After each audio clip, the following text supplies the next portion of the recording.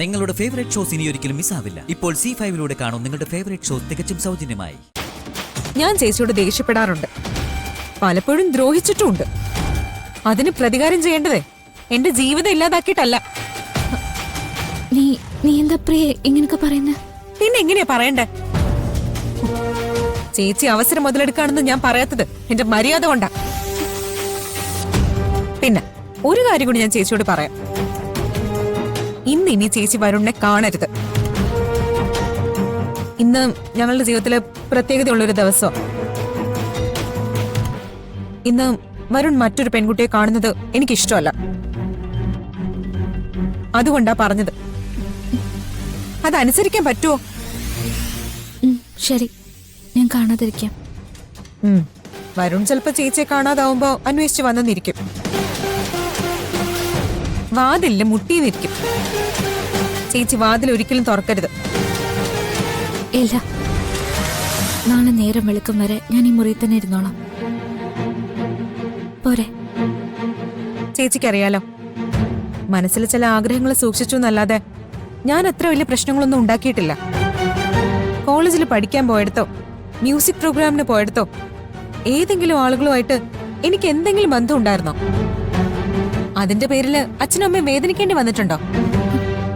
മോളെ, സിനിമയിൽ അഭിനയിക്കണമെന്നുള്ളത് എന്റെ മുൻപേ ഉള്ള മോഹമാണ്. ഇപ്പോഴും അതേ മോഹം എന്റെ മനസ്സിലുണ്ട്. അതൊരു വലിയ തെറ്റൊന്നും അല്ലല്ലോ. പക്ഷെ വരുണും ബാക്കിയുള്ളവരും ഒക്കെ എന്നെ കുറ്റപ്പെടുത്തുമ്പോ ഞാൻ ഈ ലോകത്തിലെ തന്നെ ഏറ്റവും ചീത്ത പെണ്ണായിട്ടാ എനിക്ക് തോന്നുന്നേ. എല്ലാവരും എന്നെയും ചേച്ചിയും താരതമ്യം ചെയ്യും, എന്നിട്ട് മാർക്കിടും. രാധിക പ്രിയങ്കയെക്കാളും മേലെയാണെന്ന് കേട്ട് നിൽക്കുന്ന എനിക്ക് എത്ര വിഷമുണ്ടാവുമെന്നറിയോ? ഇവിടെ ഈ കണിമംഗലത്ത് എന്റെ ഭർത്താവിന്റെ അച്ഛൻ, മുത്തശ്ശി എല്ലാവർക്കും ചേച്ചിയെ കുറിച്ച് നല്ല വാക്ക് പറയാൻ മത്സരമാ.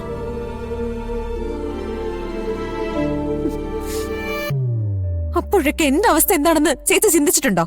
മോളെ, അവർക്ക് നിന്നെ ഇഷ്ടാണല്ലോ. എന്നെ സമാധാനിപ്പിക്കാൻ വേണ്ടി ഓരോന്ന് പറയണ്ട.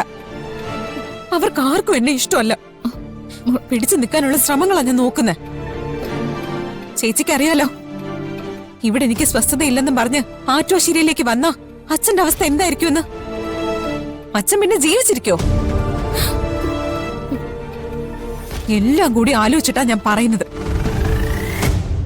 ഇന്നത്തെ ദിവസം, ഈ ഒരു ദിവസമെങ്കിലും ചേച്ചി വരുണിനെ കാണാൻ പാടില്ല.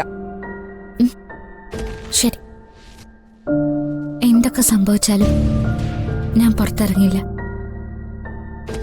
നീ ധൈര്യമായിട്ട് പോയിക്കോ. പ്രിയേ,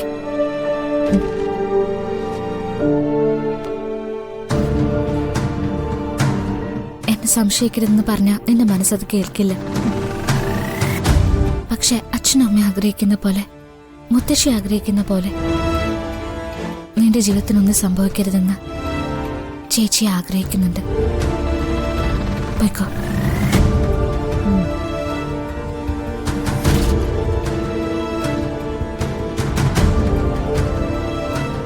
ഡൗൺലോഡ് ചെയ്യൂ C5 ആപ്പ്. കാണൂ എല്ലാ എപ്പിസോഡുകളും സൗജന്യമായി.